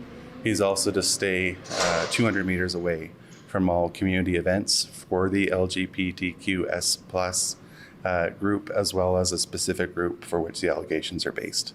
There are no exceptions to the no contact condition, so it would include legal counsel, it would include friendships, relationships, religious counsel, it would include any kind of contact with anyone who identifies with the group. What? What happened to, I thought we had certain freedoms to associate with who we want to. It seems odd to prohibit someone with interacting with an entire class of people. The case of Pastor Derek Reimer was once again heard in court this morning on March 14th for another bail review. Derek Reimer, the pastor of Calgary's Mission 7 Ministries, was arrested on March 2nd on multiple charges stemming. So I understand from after that protest in the public library, he was visited by cops and arrested. And basically, he was eventually granted bail on the condition that blah, blah, blah. And he did not accept those conditions. That's why he stayed in. Eventually, I think he was granted bail, but I'm not sure. Let's catch up with this. From a protest at a children's drag queen story hour held at Calgary's Seton Library on February 25th. Unfortunately, some members of our population thought it would be a good idea to protest this event. Yeah, Calgary mayor has a really super dumb take on this. And I heard that it was because she might have a trans child of her own, and so she's going kind of in the community, and she's kind of going hard against this. Which is I'm just going to use my opinion, a horrible thing to do. We cannot have this kind of intolerance and hatred in our city, so thank you for pursuing it. It's not intolerance or hatred. And, you know, it's like, even if there's intolerance or hatred, there is the fact that he can say what he wants to say, right? It's like, you can't just blanket call something hatred and just like, okay, what if somebody really hated like Montreal Canadiens and just wouldn't shut up about it? Like, should we be arrested for hatred? Like, what is going on? At this protest, Derek was aggressively thrown out of the library room after using his voice to express his concerns to the Yeah, I don't know why nobody was charged for physically doing that to him. group. Pastor Derek Reimer faces charges of causing a disturbance and mischief, and no charges have been laid against those who allegedly assaulted him on camera. The Allegedly, you can see it right there. bail conditions include preventing Derek from speaking to a member of the LGBTQ2S+ community, even if that person is a friend, family member seeking spiritual counseling. Thanks to all your help, we were able to hire an amazing lawyer by the name of Ben Allison through partnership with the Democracy Fund to help Derek fight the city to protect his religious freedoms, free speech, and the right to protest. To contribute, you can head to savepastorderek.com. Derek Reimer initially refused to sign his bail conditions that he insisted are designed to set him up to fail and that he felt frustrated with. Later the day of his hearing, he ended up signing on those conditions after lacking the help he required for a medical emergency. Derek was eager to reach out to a nearby hospital. He was released on the evening of March 6th. I got to catch up with lawyer Ben Allison for a quick update after the court was wrapped up today. Simultaneously today, the mayor of Calgary and the council are deciding on a proposed safe and inclusive access bylaw, which would prohibit specified protests within 100 meters of certain facilities. Maximum penalties would be of fines up to $10,000 and or 1 year in prison. Council will also discuss an amendment to public behavior bylaw to include intimidation as a form of street harassment. Both of these proposals seem clearly It's too broad. Unconstitutional. Council will also discuss an amendment to the public behavior bylaw to include intimidation as a form of street harassment. The Safe and Inclusive Access bylaw has now been passed late Tuesday, March 14th. Here's our article with the details. They're having a meeting about protesters, and they want to put everybody on conditions now. Like, I'm already on conditions, can't be 200 meters within a protest. Now they want to put everybody, if they deem it hateful, that they can't be without, or they can't be within 100 meters of the protest. Otherwise, there's fines. I think it can be up to $10,000, up to a maximum year in jail. So this is a big deal. It's a really pivotal time here in Calgary, and that's why we're protesting this. We're going to do a Jericho march. We're going to go pray inside, and we're standing on our Charter of Rights and Freedoms. This is egregious and outrageous, and that's why we're going to continue. We're going to continue to protest peacefully. We're going to continue to pray. We're going to continue to expose and rebuke and preach the gospel. I don't know. There seems to be a segment of Canadian population that are completely against protest rights when it is, you know, when they feel like it's against the other side or their political enemies or whatever. And of course, they won't consistently apply it. Like, if it was a BLM protest, they will say nothing about it. If it was like LGBTQ protest, they will say nothing about it. It's only if it's a protest by people that they don't approve of, then they will enforce the law. Unequal application of the law it's just another form of discrimination by class. So I don't know. At these drag events, and we got to push back against this. Like, now's the time. It's just a call for action. Everybody, like, we got to get involved. We got to send emails. We got to send complaints. Call these venues. Stand up and protest, but do something. The thing is people don't understand that we're actually fighting a spiritual battle, and this Jericho March symbolizes the walls of Jericho. Yeah. So we're going to walk around here 7 times. And we're going to claim this city for Jesus in the spiritual realm, because this is where the principality is the highest. This is where they're coming down and creating laws to come after us Christians. they're trying to stop us from. Yeah, that's, I mean, I understand what they're doing, and, I appreciate their religious background, but of course, the people that are against you will only mock you because they really hate religion. They have no respect for it at all. Protesting, saying that we're hate speech, protesting their sick agenda to oppose their agenda on our children. Look, the strongest success you're going to have, like it can't be religious community against the LGBTQ community or whatever. You simply don't have the numbers in the religious community to make it work. So you have to understand, how do we ally ourselves with those other people who are either agnostic or atheists, who also care about their freedom of speech, and who are willing to speak out against this. And how do we work together? And like, what is going to be the most convincing argument? Like, what's going to be the A game that's going to make this happen? Not like our C game, uh, which is completely based on our personal religion that other people don't believe it. Like, you kind of have to strategize better than this, bro, right? On the city. What are the charges that Derek is facing, and what are the bail conditions? In terms of criminal charges, Derek is facing a charge of mischief and cause disturbance. There's also 6 different counts of bylaw infractions that he's facing as well. The conditions that he's currently on, there's a promise to pay component, but he's on 2 substantive conditions. Essentially, he's not to contact anyone within the LGBTQS2+ community, anyone who identifies with that community. He's also to stay 200 meters away from all community events. What about gays against groomers? Like, what the?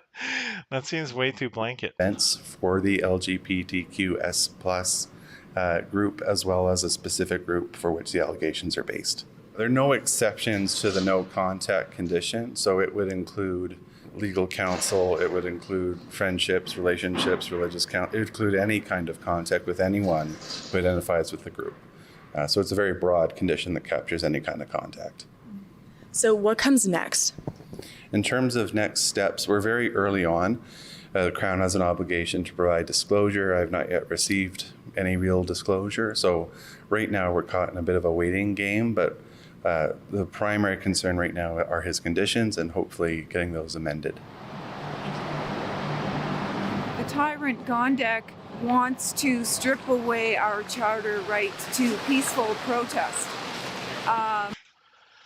Seems to be a common theme in liberally minded people. She doesn't want us protesting these grooming events at libraries. Look, whether it's correct, whether it's intended to be or is a grooming event or not, they should be allowed to make the argument because they're within their free speech to do so. Especially if the events are being held in a public space like a public library. They were in a public space. Now, the people that are working there, they can, if they want to, they can ask them to leave. I don't think they can demand it. They definitely can't physically handle you to do that. It's not a private establishment. You can't just act as a bouncer or something. Can't just manhandle people like that, man. Which our taxpayers, our tripled property taxes are financing, by the way. She wants to make these peaceful protests punishable by up to a... Yeah, it is completely peaceful. He was only speaking out. He did not get physical with anybody, and it is really stupid to call any speech not peaceful or whatever. A year in jail. Especially when there was no incitement of any kind to violent acts or anything like that.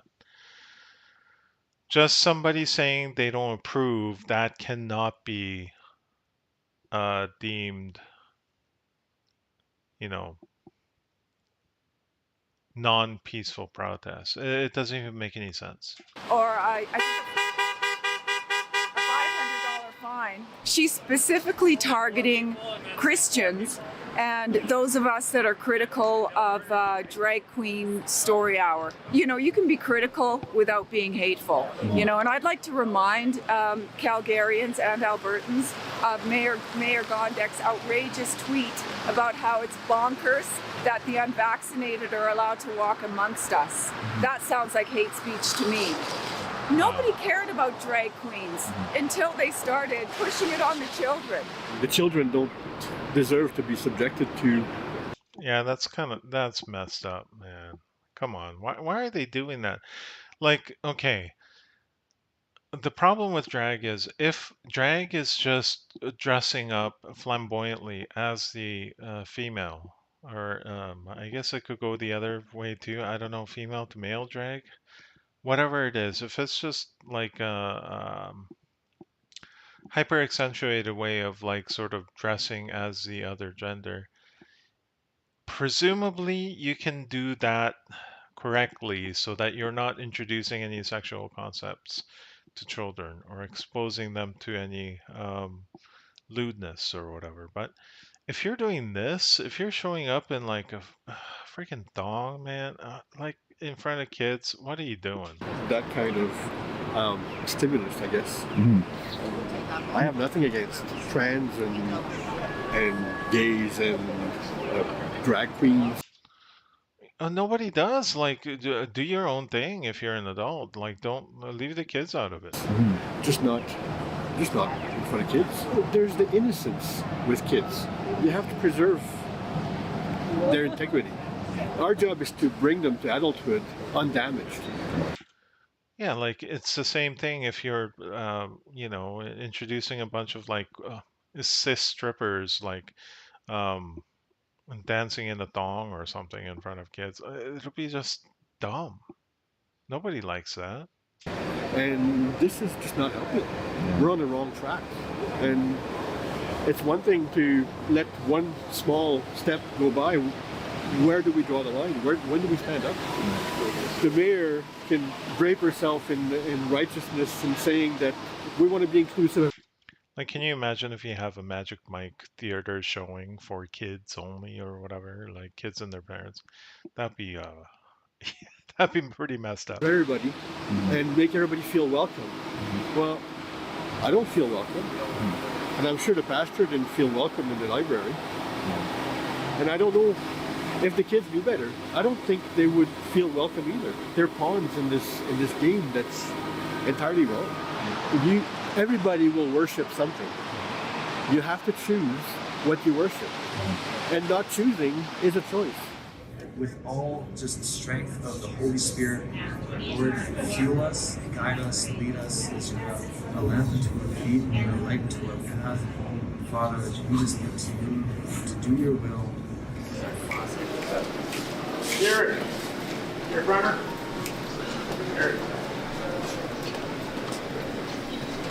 Derek, security officer with the City of Calgary has a trespass notice to serve you.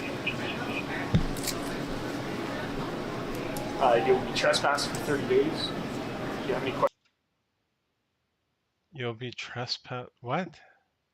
Questions at this point? So that means you're going to have to leave City Hall itself. You can't be at the City Hall? Right now. You can go out onto the sidewalk if you wish. Or any public area. They asked her why But the City Hall is a public area. he's the only one that is being given a trespass notice, even though they are here collectively as a group. Can't share that. Right, Eric, previous events too, on March 7th. We're also holding a prayer event inside the municipal complex interior without a permit. And today as well, you're holding...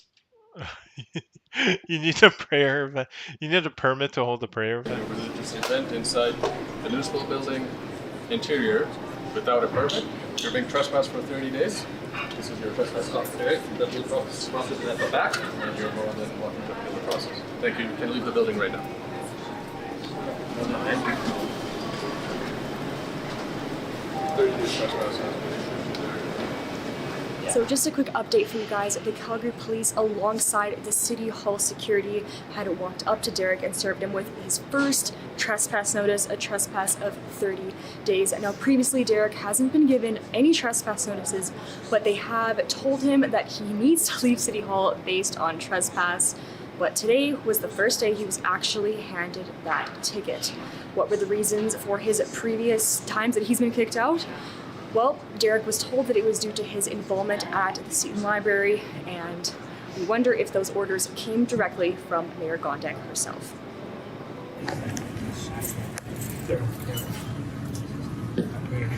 He allowed you 5 minutes to finish your prayer. This is the third time, as I'm aware. The first 2 times were welcome. This time is the 3rd day trespasses. But I'm asking you, Jesus, for the power of the Spirit to accept chapter notice. Have your day in court. That's all I'm asking. Shows himself. Jesus, the power. I don't know. I really appreciate some feedback on that. Yeah, I don't think that's gonna I'm trying work. to talk to you like Holy Ghost fire. Pray the power of the Spirit upon us.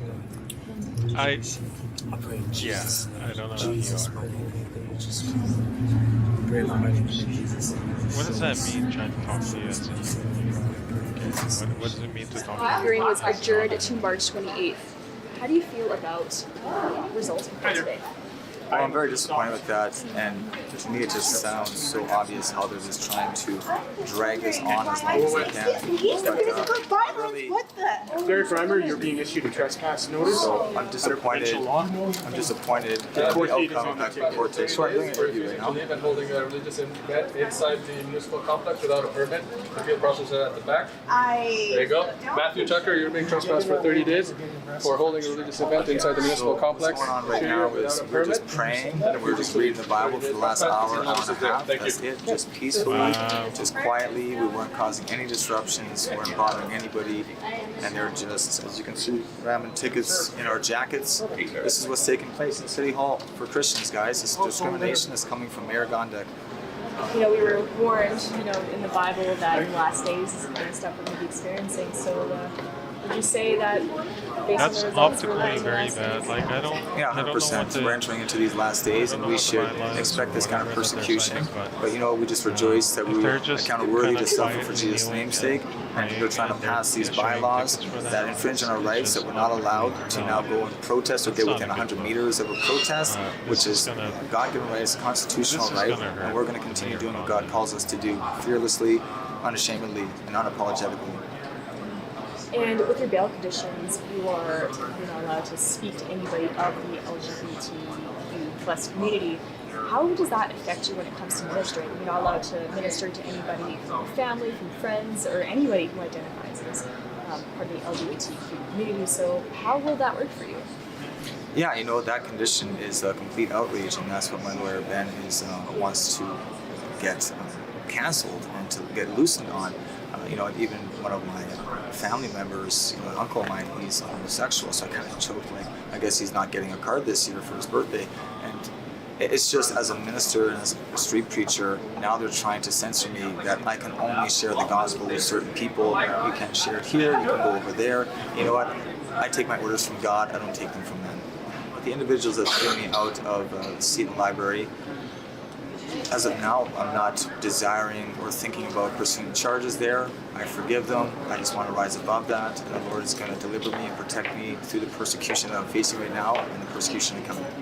If you believe in free speech, the right to protest, and freedom of religion, you can head to SavePastorDerek.com to protect those rights for Pastor Derek and all Calgarians. Thank you for joining me. Yeah. So kudos to Rebel News for reporting on Pastor Derek, and I think they've been the most outspoken ones concerning this issue. So good. So yeah, overall, we saw some cringiness with the amount of sort of the artificiality and fakeness of this virtue signaling from the Drew Barrymore and Dolan Mulvaney thing. We've seen some other reporting from Rebel News about gays against groomers and what they're fighting against, and good for them. It just shows that there is disagreements to be had in the community, right? And one of the key things that everybody wants to protect, including gay people, right, is innocence of children. Um, Ma'am 2.0, it's just, you know, if you ask nicely, people might, you know, work with you. If you're being obnoxious about it, they will not. That goes to Jeffrey Marsh as well, and it's particularly egregious that they're targeting someone and harassing people. Like, we can't put that on Jeffrey Marsh. It would be basically the LGBTQ supporter community. But it kind of sucks that Jeffrey Marsh wouldn't say anything to speak out against actual harassment, physical damage to property, that kind of stuff. Diversity director. So they're going through internal struggles, and they're going to get more and more extreme, right? So, um, always going to have these internal battles. Like, no matter, it doesn't matter how woke you are, the next person's going to come along and say that you're not woke enough. And yeah, everybody's gonna push and push and push more towards a more extreme edge. And like, I don't know what's going on in Calgary, but look, at this point, it's just a pastor who wants to pray. But you know what?